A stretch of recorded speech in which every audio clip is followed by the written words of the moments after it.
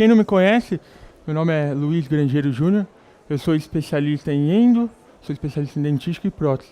E sou professor no curso de atualização e especialização em dentística no Senac. Né? Bom, apesar da minha carreira acadêmica, eu diria que 90% do meu tempo eu sou clínico. Né? Então, como clínico, tudo que eu procuro me aperfeiçoar, tudo que a gente vê como tendências, né? Aqui no próprio congresso, no stand da SDI, a gente vê muitos formadores de opiniões, com técnicas, só que muitas coisas, às vezes, não é palpável no dia a dia da gente estar utilizando no consultório. Então, eu como clínico, assim como eu acredito que seja o caso da maioria de vocês, eu procuro sempre estar me aperfeiçoando a algo que eu posso colocar no meu dia a dia. E o assunto planejamento digital é uma coisa que dá uma previsibilidade, é muito interessante. Embora tenha uma curva de aprendizado, eu acho que dá, eu uso isso no meu dia a dia no consultório. Tá? Embora possa parecer um pouco clichê, eu diria que eu vejo que a grande falha com colegas de trabalho ou mesmo em alunos ainda está no planejar, né? Que é o planejamento, que a gente aprende desde a faculdade, mas a gente ainda acaba aqui pecando no tratamento pela falta do planejamento. Muitas vezes a gente está no tratamento, está fazendo uma reabilitação e acaba se perdendo no meio da reabilitação. Por quê? Pela falta de planejamento.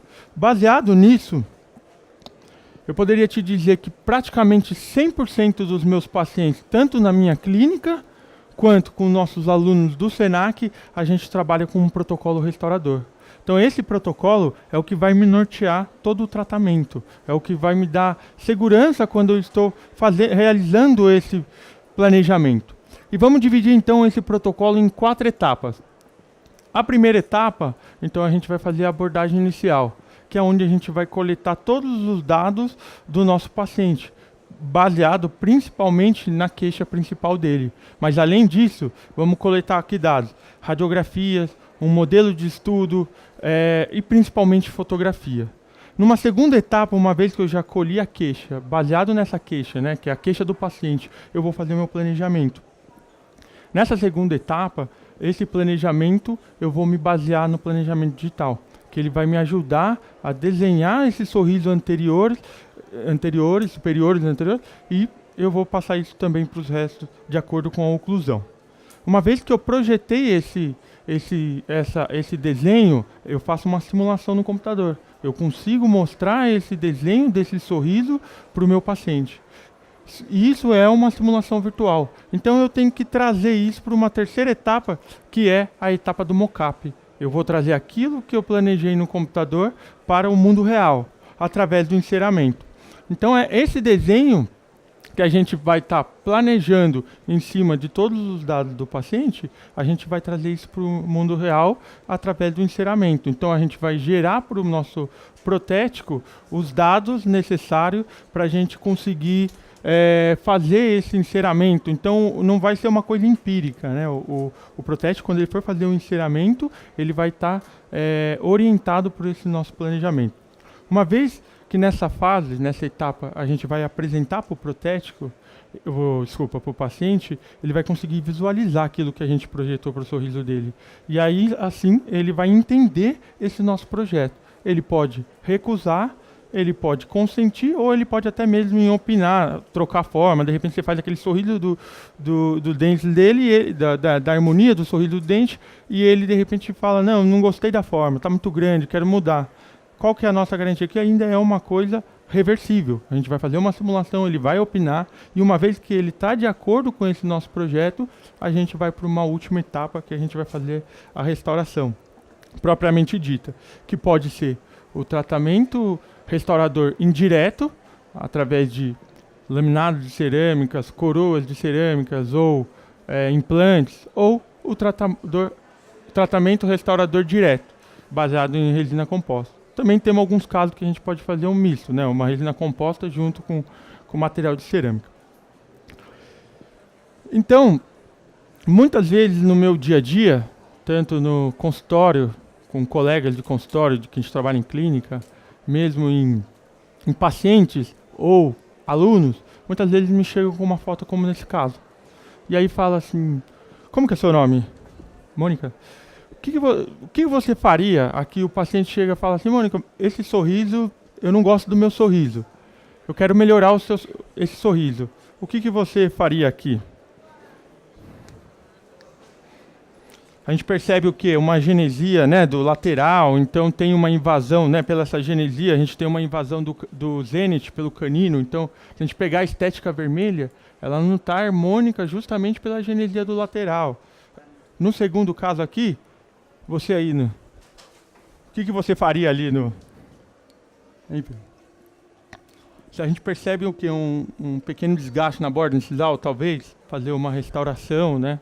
Mas quanto a gente aumentaria isso? Quanto eu teria que devolver, né? Aqui a gente percebe um desgaste da borda incisal. Mas quanto eu vou aumentar? Eu vou colocar um pouquinho de resina, vou olhar, ah, não, tá bonito, tá feio, né?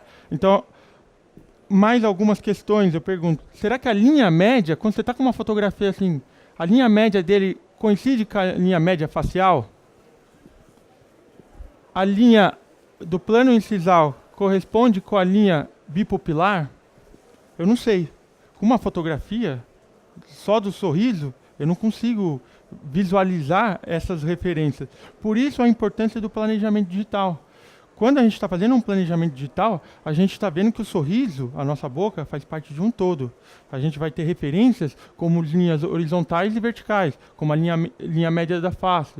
A gente vai fazer um desenho que seria o quê? A forma ideal, seguindo, né, uma referência de literatura entre proporções dentárias, nós vamos chegar no desenho que seria o desenho, entre aspas, perfeito. Isso vai nos guiar para chegar no que seria o ideal para cada paciente. Então, a gente teria o quê? Um sorriso individualizado. Não aquela coisa que a gente pega, manda encerar, vem, o protético nem sabe como é o paciente e faz o enceramento, tá?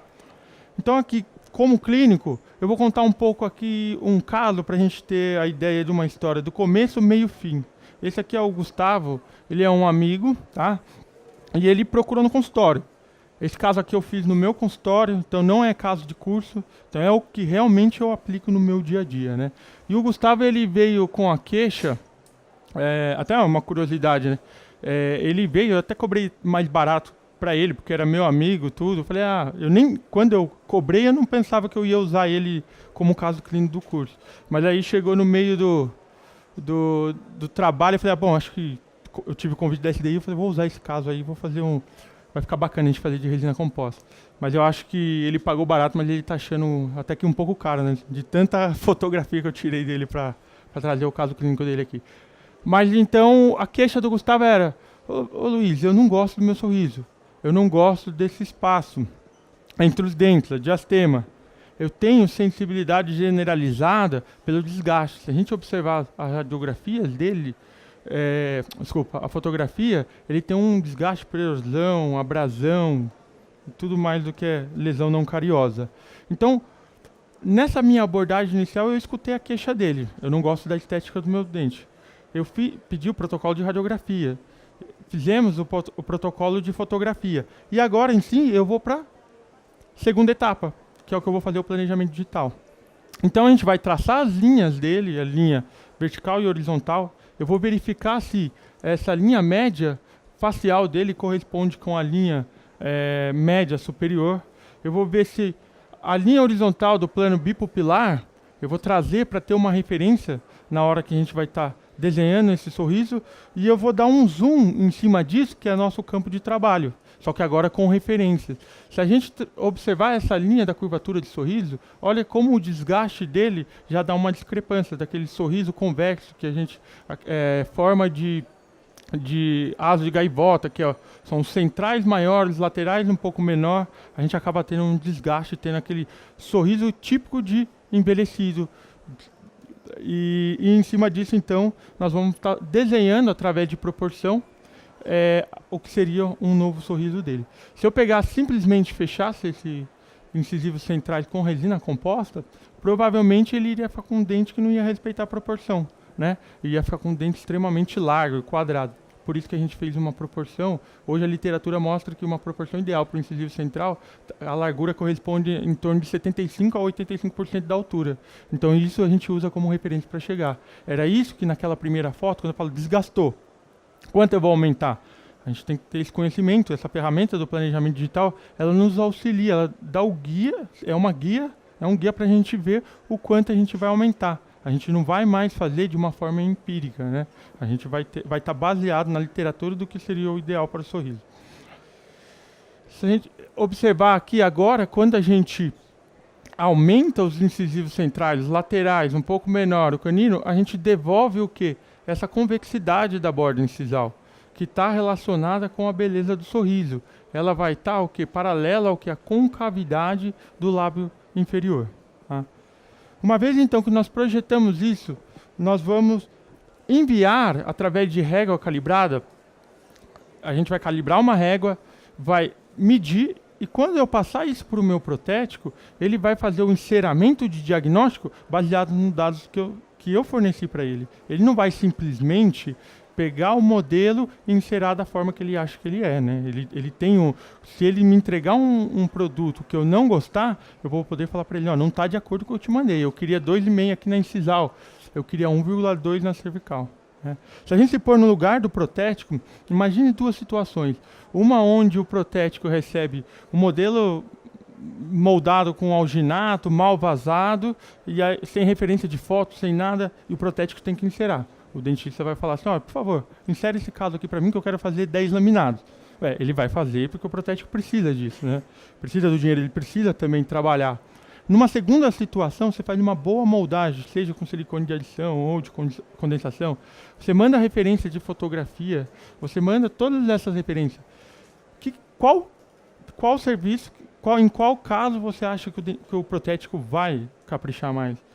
Ele vai ver pela exigência, ele sabe, se eu entregar qualquer enceramento para um cara que teve todo esse capricho, ele não vai aceitar, ele vai trocar de protético, ele vai fazer alguma coisa, mas ele não vai me entregar qualquer coisa.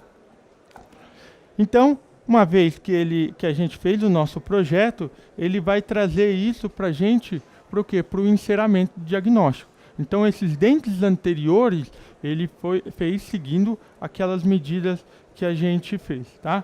E depois, também os posteriores. Como nesse caso ele tinha um desgaste generalizado, e inclusive a lingual dos superiores também tinha um desgaste, houve necessidade de um aumento do DVO. Até porque se a gente não faz esse aumento dessa dimensão, quando ele fizesse o contato incêntrica, iria bater aqui na incisal e não iria conseguir cobrir. E ele também tem sensibilidade nessa região, tá? Então, uma vez que a gente fez esse projeto, todo o protético me mandou aquilo que eu quero fazer em forma do enceramento, eu vou trazer isso para a boca. Para quê? Para a gente ir para a nossa terceira etapa e o paciente entender qual que é a nossa proposta de tratamento, que é através do mocap, que é onde a gente vai fazer uma moldagem daquele enceramento, aquele modelo encerado com silicone. Nós vamos colocar uma resina bisacrílica e de forma reversível vamos vestir isso sobre o dente. E o paciente, ele consegue visualizar o nosso projeto, a situação que a gente tinha inicial e a situação onde a gente quer chegar. Isso, talvez essa é a fase mais bacana do tratamento, é a fase que você coloca isso na boca, o paciente ele olha e fala, que legal. Talvez é a única vez que ele faça isso. Porque quando você vai já instalar as facetas, ele já imagina como vai ficar, né? É bem gratificante essa parte. E eu consigo mostrar, então, para o Gustavo qual que é a nossa ideia. Ele poderia falar assim, Luiz, acho que está muito grande, não gostei. A gente desgasta e usa isso como uma referência depois do nosso modelo. Tá? E aqui ó, mais uma situação, então, olha como está bem próximo do nosso projeto. A gente tem a situação inicial, a situação que a gente fez no computador, a simulação virtual e o mockup. Então a gente está seguindo um começo, um meio e um fim. Então nós finalizamos que essas 3 primeiras etapas, conforme a gente conversou. Então, hoje, no Senac e no meu consultório, são as 3 etapas que eu faço, não vou dizer 100%, porque tem aqueles casos que vêm para resolver problemas pontuais, mas quem procura reabilitação estética, é essa a minha abordagem. Eu vou chegar como um clínico, vou entender o que ele quer, eu vou desenhar isso usando a ferramenta de planejamento digital e vou trazer e mostrar isso para ele. Isso nos dá muita credibilidade. O paciente ele entendeu o que você está planejando dá muita segurança para ele. Ele sabe onde... Vamos pensar num arquiteto, né? Quando você compra uma casa, ele não fala assim, confia em mim, vai ficar legal. Ele vai te apresentar um projeto. Essa é a ideia do mockup, do planejamento digital. Tá? Então, com base nesse planejamento, me sobrou fazer o que ali no nosso planejamento? Ou fazer tudo em cerâmica, né? Através de lente de contato, overlay nos posteriores, ou fazer em resina composta.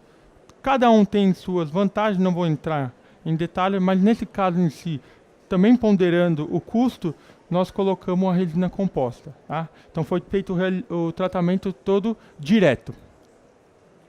Esse aqui então foi o planejamento proposto para o Gustavo. Primeiro nós começamos com uma correção da estética vermelha. A gente fez a gengivoplastia disso, o aumento de coroa clínica, para corrigir essa estética, tudo guiado pelo planejamento digital. Depois nós fizemos um aumento dessa dimensão com resina acrílica, ou bisacrílica nos posteriores. Fizemos uma terceira etapa, a restauração estética dos dentes em resina composta dos dentes superiores, de canino a canino. Depois trocamos numa quarta etapa o pré-molar por resina composta. E por último, os molares que estavam em bisacrílica a gente trocou por o resina composta também, uma técnica semidireta, onde a gente molda, usa um silicone transparente, faz e depois eu colo isso na boca. Então, seguindo o nosso planejamento, se a gente vê o meu planejamento virtual, o planejamento digital, o que ele está falando? Que eu preciso remover um pouco para a gente corrigir essa estética vermelha, para a gente restabelecer o plano horizontal. Se a gente observar quando ele sorri, a gente tem uma exposição maior dos dentes do lado direito em relação ao lado esquerdo. Por isso foi proposto, seguindo esse planejamento, que a gente deveria fazer uma gengivoplastia. Aí o professor Marcelo Ciroli ajudou a gente. Se vocês observarem aqui na primeira fotografia, ele está com o mockup. E o mockup, ele vai ser a referência de quanto é para ele tirar. Então ele vai marcar os pontos sangrantes e assim ele vai seguir com a cirurgia de gengivoplastia e aumento de coroa clínica até ele chegar num resultado imediato como esse. Né? Esse daqui já é imediato, a hora que ele acabou de a cirurgia. Observa que a gente já tem uma melhora na relação de proporção, altura e largura dos dentes. A gente já tem um zênite mais estético, mais harmônico. Na segunda etapa do planejamento, então, depois de cicatrizado, só voltando aqui, o Dr. Marcelo, quando ele fez essa técnica do flapless, que é uma técnica que não rebate o retalho, ele faz a osteotomia intraocular, então tem um pós-operatório melhor para o paciente e mais rápido também. Então, numa segunda etapa, com um pós-operatório mais rápido, a gente tem a cicatrização da gengiva e numa etapa a gente fez o aumento da DBO. Como a gente fez isso? Pegou aquele modelo encerado, lembra aqueles modelos que a gente mostrou? A gente moldou isso com silicone, aí no caso é um Zeta Largo, que é um silicone de condensação de laboratório. Colocamos a resina acrílica, né? Bisacrílica, desculpa. Condicionamos o tecido que ele tinha. Para quê? Porque eu queria colar mesmo essa resina provisória, para eu levantar essa dimensão, eu ajustar a oclusão e ele ficar um tempo com isso até eu acertar os dentes anteriores, corrigir todos os dentes. Depois que eu corrijo, eu volto. E esse aqui já é o resultado, como está condicionado, imediato. Se vocês observarem, a gente já devolve a anatomia com uma resina provisória, que é a resina bisacrílica. A gente já tem um resultado, o paciente já fica até feliz de ver, né? Espera e depois no final a gente conseguir um resultado bom assim também.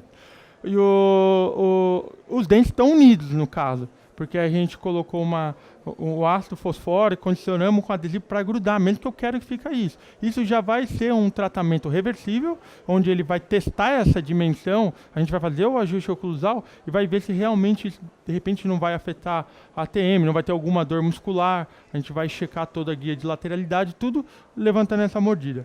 E nessa mesma consulta, a gente também fez o quê? Nos pré-molares, para estabilizar essa oclusão. E também na mesma consulta a gente começou... Esse foi o resultado quando a gente colocou a resina bisacrílica nos dentes posteriores e nos dois pré-molares. Poderia ter feito todos em resina direto numa sessão? Poderia. Só que fazer 10 dentes numa única sessão com um diastema desse, onde a gente tem que criar um perfil de emergência de forma direta em resina, é mais complexo do que cerâmica. Então a proposta, a gente deixou só esses 6 dentes e fez na mesma sessão desse levantamento de dimensão. Por quê? Eu tenho que fazer nessa mesma sessão ou eu poderia simplesmente deixar ele com essa mordida aberta e ir embora e numa segunda fazer? Eu vejo a necessidade de fazer isso na mesma sessão, porque caso a gente não devolva a guia canina para ele, provavelmente os molares posteriores vão ficar lisos, porque as vertentes internas das cúspides dos molares, essa inclinação, ela corresponde à inclinação da guia canina. Então, se eu não devolvo a guia canina, quando o paciente fizer o movimento de lateralidade, vai ficar interferindo e vai acabar ficando um platô. Por isso que nessa sessão a gente já começa reabilitando também os dentes anteriores. E aí a gente vai entrar um pouco agora no segundo tema. Então, a gente falou de planejamento e como trazer isso, né, o planejamento digital, e agora a gente vai falar um pouquinho sobre restauração direta. Tá? Uma restauração de sucesso, eu diria que a gente teria que saber alguns conceitos. Eu não vou entrar tanto em detalhe, até pela limitação do tempo, e a proposta é mais planejamento, e aqui mesmo no congresso a gente tem vários formadores de opiniões falando sobre cor, sobre polimento, recomendo, mas para termos, eu acho importante saber como chegar ali, né? Como que a gente vai chegar naquele resultado final. É conhecer cor, né? Saber o que é matiz. Eu vou falar um pouquinho só, porque como a gente vai falar um pouco de escalavita, eu acho legal a gente refrescar essa ideia do que é a cor. A gente vai falar de matiz. O que é a matiz? A matiz é a cor propriamente do pigmento. Tem o amarelo, marrom, verde. Essa é a matiz. A gente vai falar de quê? Croma, ou saturação, é a quantidade dessa matiz que a gente tem. Então, vamos pensar na escalavita. Eu tenho um A1. O A é que cor? Marrom. 1 é o que? Pouco saturado. 2, mais saturado. 3, mais saturado ainda. E a terceira dimensão que a gente vai falar de valor, que é numa escala de branco para o preto, exatamente. Quanto mais claro, mais alto o valor. Quanto mais escuro, mais baixo o valor, ou luminosidade. Tá? Para a gente entender isso, eu acho que um exemplo que fica mais fácil, é a gente imaginar um aquário. Imagina, eu tenho um aquário cheio d'água. Aí eu pego uma canetinha azul, ponho uma gotinha de tinta azul nesse aquário. Vocês concordam comigo que nesse aquário ele tem a matiz azul, né? Ele tem a cor azul. Eu posso falar que ele é um azul muito pouco saturado. Agora, se eu pegar e for gradativamente colocando mais tinta nesse aquário, o que vai acontecer? Agora vai ficar cada vez um azul mais saturado. É exatamente isso. A gente tem uma matiz e vai saturando. E a escalavita é baseada nisso.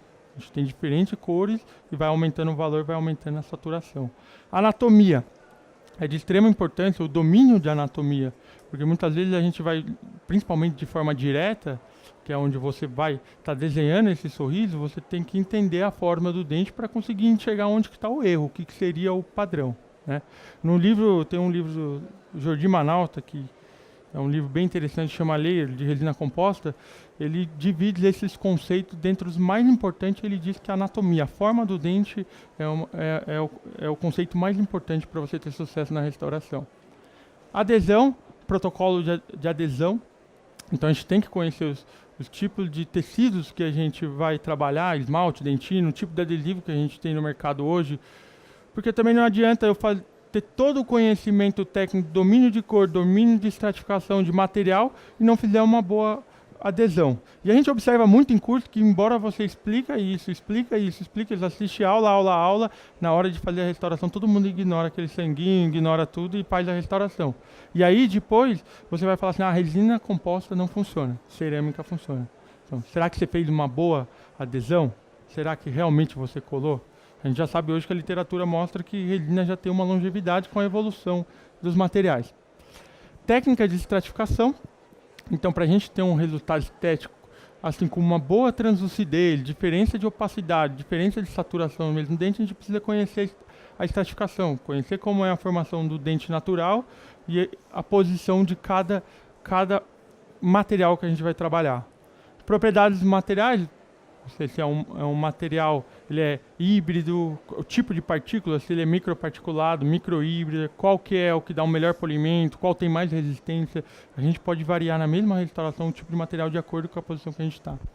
E, basicamente, um protocolo restaurador, que é o que eu sigo toda vez que eu vou fazer a restauração, que é o que a gente fez nesse caso, e é o que a gente faz no Senac também. Então a gente tem um começo, meio, fim. Não é aquilo que você termina de fazer a restauração e você começa a tirar aqui, começa a tirar ali. Não, a gente segue um padrão, começa aqui, aqui, aqui, até a gente ter esse desenho do sorriso. E acima de tudo, resina composta é treino. Tá? É tentativa, erro. Eu gosto muito de resina composta justamente por isso, porque eu não dependo de um protético. Eu posso fazer, se eu não gostar eu removo, posso fazer novamente. Se fraturar eu reparo, é rápido, né? Só que para chegar num nível de restauração estética, a gente precisa de uma curva de aprendizado difícil. Diferente da cerâmica. Depois que você aprende um bom preparo, você vai depender muito do protético. Se pegar um protético bom, que é mais caro, ele vai te dar um resultado melhor, né? Hoje, atualmente, se a gente observar, ó, casos como esse, feito em resina composta, a gente consegue chegar num resultado muito similar a de uma faceta de cerâmica, onde a gente consegue estratificar, consegue simular a mancha branca, fazer a caracterização do bordo incisal. Conseguimos ter, os materiais nos permitem ter esse brilho, que são duas facetas de resina. O brilho, conseguimos desenhar o sulco de desenvolvimento, linhas horizontais, e, acima de tudo, essa diferença de saturação. Com artifícios de pigmentos, conseguimos simular trincas, conseguimos saturar o terço cervical, opacificar dentes escurecidos, como nesse caso, tem um dente escurecido com pigmento opaco, a gente consegue opacificar, consegue devolver o que é essa caracterização do bordo incisal. Para isso, precisamos entender um pouco do que? Dessas técnicas de estratificação, né? Então, quando você, assim como um ceramista, quando ele vai aplicar uma cerâmica para devolver a forma do dente, a gente vai fazer um conceito semelhante em resina composta. Diferentes propostas nós temos hoje, como colocar um esmalte translúcido, uma dentina e cobrir com esmalte, outra a gente põe uma concha palatina com esmalte translúcido, vem com a dentina, põe um esmalte de corpo aqui, um esmalte de valor. Existem N técnicas de estratificação. Você tem que eleger, conhecer as técnicas e ver qual que você se adequa melhor com o material que você tem e a habilidade e o resultado. As resinas atuais, elas são baseadas em escala Vita. O conceito da escala Vita, ela já é um conceito mais antigo. Embora sirva como referência, se a gente observar as resinas, a literatura mostra que se você pegar uma resina de uma determinada marca A1 e comparar com a escala Vita, ela não está igual, que não está igual com a A1 do outro. Então, esse conceito que você está vendo primeiro, a escala Vita clássica, ela se baseia primeiro no que? Na matiz. Né? Então, primeiro você escolhe a cor, depois você vai ver a saturação e depois a luminosidade. E hoje a gente percebe que a falha na restauração não está na matiz. Se eu pegar um dente A1 e um dente B1, pensa num aquário, se eu pôr uma gotinha de azul e uma gotinha só de verde num aquário, eu não vou perceber a diferença de cor para o outro. Onde a gente mais falha é lá na luminosidade. O dente ele fica mais escuro ou ele fica mais claro. E isso quem vai nos guiar é a opacidade do material. Tá? Então hoje até existem propostas que a gente muda essa sequência, né? Em vez de a gente colocar a escala A1, A2, A1, A, B, C, D, hoje a gente usa uma escala que a gente guia por valor de luminosidade, onde o B1 é o dente mais claro e o C4 é o mais escuro. Então a gente põe essa disposição, né, essa sequência na própria caixa da escala Vita, ela vem essa sugestão para você escolher a luminosidade, para facilitar na restauração.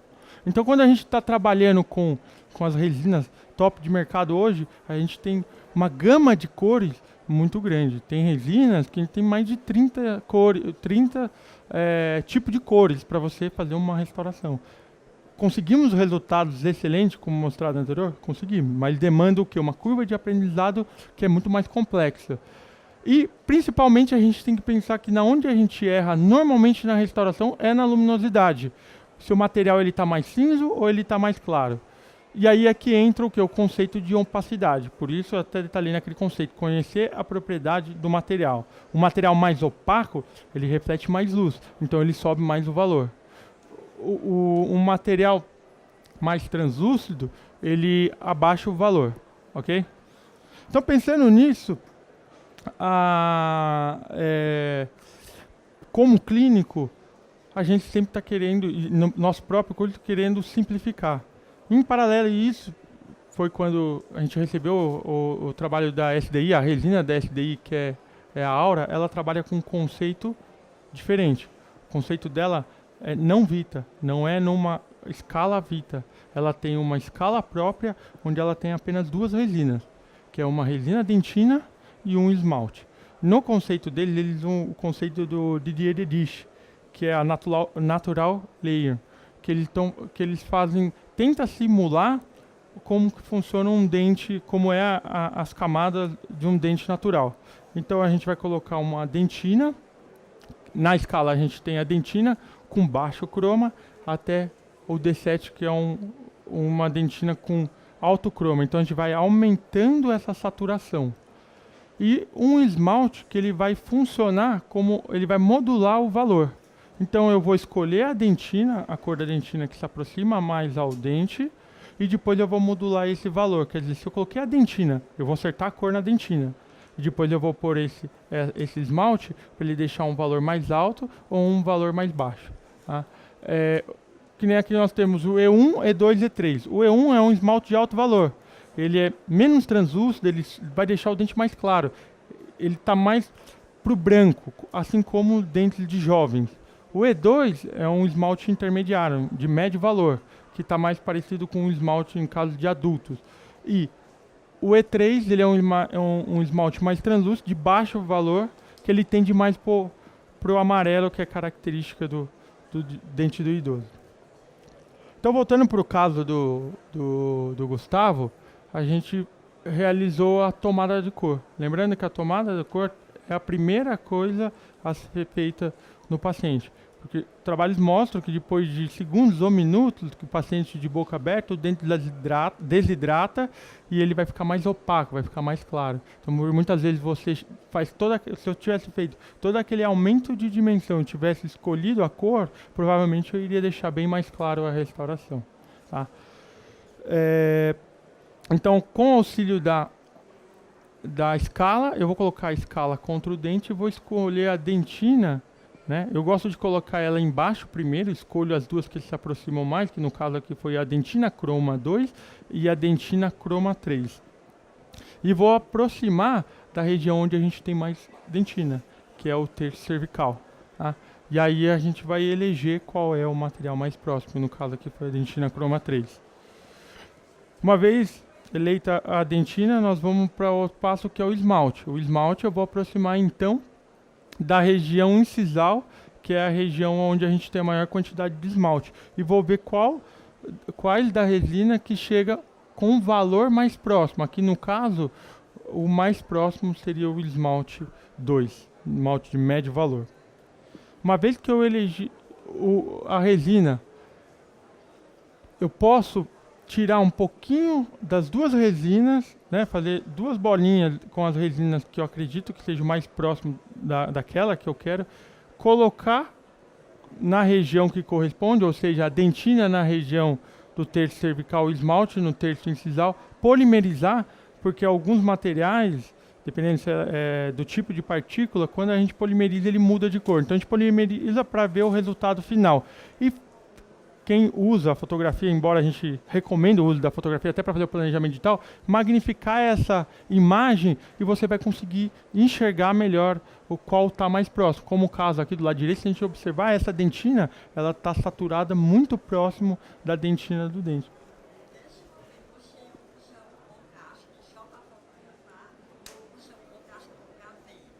O que? O que você está dizendo? O fundo, né, eu coloco para fotografar. Embora existem, você pode pôr o preto, ele te ajuda principalmente para ver o bordo incisal, porque quando você deixa escuro, você vai ter uma translucidez maior. Mas você pode usar também um fundo cinza, que ele vai te ajudar a ter uma percepção melhor da cor, tá? Agora, um outro artifício que a gente pode fazer é o quê? É passar para a escala do preto e branco. Porque quando a gente põe na escala do preto e branco, a gente está tirando o quê? A matiz, né? A gente tira a cor. E aí a gente vai ver basicamente a luminosidade. A gente observar aqui do lado direito, ele tem um valor mais baixo do que o do lado esquerdo. Se aproxima mais a restauração. Então nós elegemos 2 materiais, basicamente, então, para fazer toda a estratificação. E vamos começar a construir aqui no Gustavo, seguindo uma técnica de estratificação indicada aqui para o sistema Aura, tá? Então a primeira coisa que a gente vai fazer aqui numa classe 4 é o que? A gente vai começar pela concha palatina. No caso aqui, um detalhe importante da Aura, a dentina dela, as partículas dela é nanohíbrida. Então ela tem bastante resistência, né? O esmalte, ele é microparticulado. Quando a gente trabalha com esmalte microparticulado, ele não é tão resistente. Ele dá um polimento muito bom, né? Mas a resistência em si dele não é tão boa. Então, nesse caso, como o do Gustavo, ele tem um desgaste, um bruxismo, tem todo um histórico, nós optamos por colocar essa concha palatina, que é onde ele vai ter essas guias de desoclusão, com dentina. Mas aí você pode falar, pô, mas dentina é opaca. A gente vai deixar a dentina de uma espessura tão fina que ela acaba que passando luz e a gente consegue mesmo assim estratificar e dar a caracterização do terço incisal. Depois nós vamos vir com uma dentina. Essa dentina vem cobrindo, no caso, como foi faceta, e nós vamos desenhar os mamelos, né? Devolvendo a anatomia e preenchendo esse mamelo com aqui a gente poderia usar o que entre os mamelos para caracterizar? Um pigmento ou uma resina de efeito. Uma dica na Aura é que o esmalte de baixo valor, ele é mais acinzentado, né? Ele tende mais ao amarelo e ele é mais baixo valor, que é o E3. A gente pode preencher esse mamelo com essa resina entre os mamelos para a gente conseguir, no resultado final, ter aquela característica do bordo incisal mais acinzentado. E por último, nós vamos cobrir tudo isso com esmalte, tá? Então vamos começar a fazer um passo a passo aí do caso do Gustavo. A primeira etapa, a gente vai fazer a concha palatina. Com o auxílio de uma espátula, a gente vai remover essa resina do tubo. Nós recomendamos, quando for remover a resina, cortar ela, não socavar, porque você acaba acontecendo a infelicidade de pegar muito aquele pedacinho do plástico do tubo, aí quando você faz a restauração vai dar o polimento, tem aquele plástico preto. Então, também para evitar a contaminação, cortar a resina, tá? Colocar contra o nosso guia. Esse guia, ele foi feito baseado no nosso enceramento. Ele vai ser a nossa referência para a gente conseguir trazer aquilo que nós planejamos e aquilo que está no enceramento para a boca. Eu vou colocar a resina, espalhar com o auxílio de uma espátula e vou colocar contra o dente. Então aquele guia que está como referência, eu vou pressionar ele contra o dente e vou polimerizar, até que eu tenha uma forma como essa. Se a gente observar aqui, ele ficou espesso. Se ele ficou espesso tratando de dentina, ele vai ficar opaco. Então eu não vou conseguir desenhar os mamelos e ter efeito de translucidez. Por que aconteceu aqui nesse caso? Vocês lembram lá atrás que no terço, na palatina dele, ele tinha desgaste também. Então quando o protético fez o enceramento, ele fez por palatina também. Então quando eu comprimo essa resina, é difícil eu ter o controle, diferente se ele tivesse a parede lingual íntegra. Então acabou que extravasando, eu tive que colocar um volume de material muito grande. Mas uma dica que a gente pode fazer é desgastar. Uma broca sem refrigeração diamantada, eu posso remover e depois, com um monômero hidrofóbico, eu removo esse resquício do material e vou embebedar e devolver a camada de dispersão. E sem polimerizar, eu dou continuidade na restauração, tá? Então, na segunda etapa, nós vamos colocar a camada de dentina. eu vou fazer um incremento, eu particularmente gosto muito de tentar colocar uma camada só. Se a gente começa a colocar várias camadas de resina, e a hora que você dá o polimento, dá aquela linha entre as camadas na emenda de uma com a outra. E como aqui o fator de contração é baixo, né, nós temos mais paredes livres, a gente pode pôr um incremento grande. Com um dedo, eu posso espalhar essa resina, uma dica é usar luva sem talco para evitar a contaminação dessa restauração, e com a espátula e o pincel eu vou dando a forma da minha anatomia. Tá? Então eu já tenho uma anatomia próxima do meu resultado final. Porém, eu ainda não vou polimerizar ela, porque a gente vai fazer a parte de efeito, que seria a nossa terceira etapa.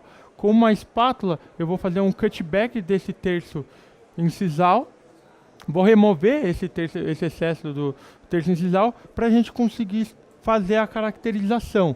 Essa aqui é a imagem logo após o cutback, e com uma espátula eu vou desenhando os mamelos, né? Então eu tenho 3 lóbulos aqui primários, e depois eu posso, com a ajuda de um explorador ou com uma lima, dividir esses lóbulos em sulcos secundários, para a gente conseguir fazer mais aquela caracterização. Um detalhe importante é que quando eu ponho a dentina, eu tenho que estar pensando que eu ainda tenho um esmalte para cobrir isso. Eu tenho que visualizar essa espessura do esmalte. Eu posso usar aquele guia do enceramento, fazer um corte nele e ver quanto eu ainda tenho para o esmalte. Por quê? Se eu fizer uma dentina muito espessa e depois cobrir com esmalte, na hora que eu der o acabamento, o que vai acontecer com o esmalte? Eu vou remover todo o esmalte. E aí a vantagem dessa resina, que é eu ter uma resina microparticulada, né, na camada externa, eu vou terminar com dentina, além de perder a profundidade da translucidez do esmalte. E depois a gente vai polimerizar e vai aplicar entre esse mamelo, no caso aqui o esmalte de baixo valor, que é o E3. Tá? E aí é o resultado que a gente tem imediato. Né? Se a gente observar aqui nessa polimerização, acho que essa foto foi muito feliz, que dá para ver a diferença de opacidade do material. Se a gente observar aqui, eu tenho dentina, e aonde eu coloquei o esmalte baixo valor, que ele é mais translúcido, a luz passa e a gente consegue ver exatamente o desenho que a gente quis. E por último, nós vamos fazer a inserção do esmalte. Seria a camada final, que o esmalte vai ter função aí, não é de acertar a cor eu já acertei na dentina. O esmalte ele vai me dar profundidade de restauração, ele vai me dar vitalidade no dente por essa profundidade, vai me dar transparência. Então, por último, a gente faz um incremento e com o uso do pincel e o guia, eu vou vendo se eu estou seguindo ainda aquele meu projeto, né? E vou, com auxílio também, posso usar aqui no contato proximal, tira de poliéster, para ir dando a anatomia do dente. Foi realizado sucessivamente até que a gente tem essa anatomia. Você vê, a gente está respeitando muito próximo daquilo que a gente desenhou no computador, que a gente trouxe para o enceramento, e o guia está mostrando que está uma coisa muito forte. Terminado então de restaurar, nós vamos para a etapa de acabamento, macroanatomia, microanatomia, polimento. No acabamento, nós vamos remover os excessos por palatina, o excesso subgengival. Vamos, então, fazer essa sequência, é aquilo que eu falo na última etapa, que é o protocolo restaurador. Toda vez que eu vou fazer uma restauração, seja no curso ou no consultório, eu sigo essa receita para eu chegar num resultado. Que é, primeiro, eu vou ajustar a altura, terminei de restaurar, aquela restauração que a gente viu, eu vou ajustar o comprimento e a largura do dente com disco Soflex.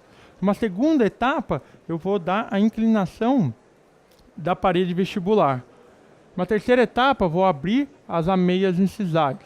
Depois, areste, sulcos de desenvolvimento e, por último, vou dar uma sequência de polimento. A gente vai falar um pouco de cada um. Tá? E com o auxílio de compasso de ponta seca e uma lapiseira, vai me auxiliar no desenho para eu estar me orientando aonde é que está o problema nesse... O que a gente tem que corrigir para chegar na anatomia mais correta. Tá? Então a primeira coisa que a gente faz, na verdade, é o comprimento e a largura. Mas como vocês observaram naquela foto que eu estou com a muralha, o comprimento está correto. Eu não invadi esse comprimento. Mas caso eu tivesse invadido, nesse caso eu pegaria o Soflex, né, eu tivesse avançado o que eu projetei ali, eu teria com o Soflex, eu iria corrigir esse comprimento e largura. Então nós já vamos para a segunda etapa, que é o quê? É da inclinação vestibular. Eu vou pegar aquele guia que está me orientado pelo planejamento, vou colocar contra o meu dente e vou traçar com a lapiseira. Para quê? Para eu saber a localização do bordo incisal. Se vocês observarem aqui, o dente 11, ele está com um volume muito maior do que está projetado lá no enceramento em relação ao 21. Com o disco de Soflex, eu vou desgastando, né, essa inclinação, vou desgastando esse excesso, de forma que, se vocês observarem aqui no dente 21, eu já estou bem próximo daquilo que está delimitado com a lapiseira. E quando eu observar numa vista lateral, olha, eu já determinei o que? A inclinação do terço incisal. Agora falta o terço médio e o terço cervical, para a gente devolver a anatomia do dente. Então, com o auxílio do Soflex, eu vou inclinando ele, né, aqui, pegando o terço cervical. Aqui eu estou puxando o terço médio, como eu tinha mostrado lá já no slide anterior, a gente tinha dado o terço incisal. Então, a gente já dá os 3 planos da parede vestibular. A terceira etapa é a meia incisal. O que é a meia incisal? Quando a gente tem um ponto de contato, por isso que naqueles conceitos a gente fala, né, a gente tem que estudar anatomia. São essas regrinhas, quando a gente está com isso na cabeça, quando a gente vê uma restauração de insucesso ou um dente que não está harmônico, a gente começa a ver essas regrinhas anatômicas e vai identificar esse problema. Um exemplo é a meia incisal. A meia, a gente tem um ponto de contato. É esse ângulo que ele forma do ponto de contato para a incisal, devido à divergência dessas paredes. Esse ângulo ele vai aumentando conforme a gente distaliza, né? E a mesma coisa acontece na meia cervical, que seria aqui para cima, na região da papila. Ela vai aumentando o ângulo conforme eu distalizo, devido à anatomia do dente. Então, quando eu olho aqui no caso, eu terminei, se vocês observarem, olha a angulação aqui dessa meia, ela está correta, seguindo? Vocês concordam comigo que esse ângulo está bem aberto, porque a gente tem aqui esse arredondamento e tem esse ângulo, essa divergência das paredes correta. Mas aqui, no caso do dente 21, ele está reto em relação ao 11. Então, como que eu vou corrigir isso? Eu posso usar uma espátula para abrir, ou mesmo, uma dica é a gente dobra o fio dental e coloca entre os dentes. De tal maneira que eu afasto, promovo um pequeno afastamento desse dente e eu consigo entrar com um disco Soflex e corrigir essa angulação da meia. E com o compasso de ponta seca, eu posso estar checando naquele enceramento e verificando se a anatomia que eu estou dando na boca, né, no dente, em resina, está semelhante. Se a gente olhar aqui, esse lateral ele está com uma anatomia, né, que a gente fez em resina composta, muito semelhante no que a gente projetou no enceramento. Até que a gente tem um desenho que a gente já tem as ameias mais regulares, seguindo aquele planejamento. Depois nós vamos acertar as arestas. O que é a aresta? A aresta é essa linha de transição entre as faces proximais e a face vestibular. Então aqui no caso eu tenho uma linha que, quando bate a luz, o que está dentro dessas duas arestas, ela reflete luz, certo? O que está para a área de proximal tem um escape da luz, uma fuga da luz. Então, quando a gente trabalha com essa aresta, com essa inclinação de aresta, a gente consegue dar uma sensação, embora a largura real do dente é igual, de mais largo ou mais estreito. Se vocês observarem, se eu pegar um compasso e medir esse dente e esse dente, ele tem a mesma largura. Mas quando a gente trabalha a aresta, aqui que elas estão com as arestas mais abertas, dá o que? A sensação de um dente mais largo que essa, que a aresta está estreita. Então, na boca, como que a gente trabalha isso nos dentes? A gente vai traçar, né, com uma lapiseira, vai ver onde tem um maior volume aqui, a gente vai identificar a aresta. Então, se eu decidir que eu quero deixar o dente com um comprimento aparente menor, eu vou inclinar mais essas arestas de tal forma que eu consiga ter uma área de espelho menor. E é assim que a gente trabalha. Com o disco Soflex, eu vou colocar, a gente observa aqui na fotografia, ele entra nessa região de ameia, na meia vestibular, e vou inclinar essa aresta. Depois nós vamos trabalhar o sulco de desenvolvimento. O sulco de desenvolvimento, com o auxílio de uma lapiseira, eu vou desenhando o sulco e com a broca eu venho apagando. Eu desenho de novo de acordo com que eu quero a profundidade. Então eu venho, desenho, venho com a broca e vou e apago. Se eu quero mais profundo, eu pinto de novo aquele suco, apago. Isso aí vai me ajudar a guiar quanto eu quero desgastar. Se eu quero um suco mais profundo ou mais raso. E depois nós vamos desenhar com uma lapiseira também as linhas horizontais e com uma broca nós vamos tracionando e dando esse suco. Esse já é o resultado imediato logo após o nosso suco de desenvolvimento. Observe que a gente já começa a ter a forma de um dente. As 3 inclinações vestibular, nós temos o desenho do suco, os lóbulos de desenvolvimento, porém a gente ainda não tem um bom polimento.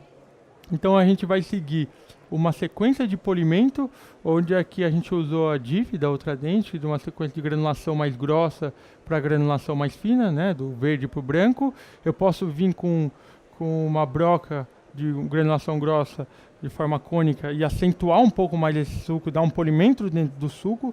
Depois usamos uma broca de carbeto de silício para tirar o excesso do risco. E por último finalizamos com um disco de feltro com uma pasta de óxido de alumínio.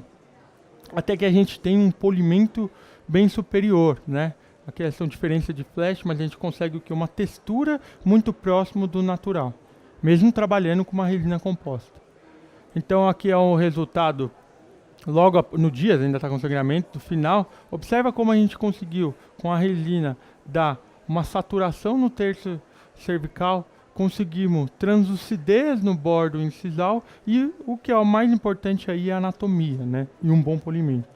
Aqui é o resultado inicial, antes e depois do sorriso. Olha como a gente consegue rejuvenescer esse sorriso dele, os espaços, toda a anatomia.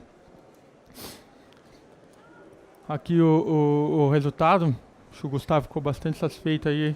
Se a gente olhar, está bem próximo da cerâmica e a gente fez uma técnica direto em resina composta, né? Então, assim, o material ele me dá, né, essa capacidade. Com certeza, para eu chegar nisso, é uma curva de aprendizado mais difícil do que se você fizer simplesmente moldar e mandar para cerâmica. Mas isso é bem gratificante quando você consegue um resultado desse, a reação do paciente também. Mas, acima de tudo, o conteúdo da aula hoje, o foco mais era o quê? A gente falar sobre planejamento, né?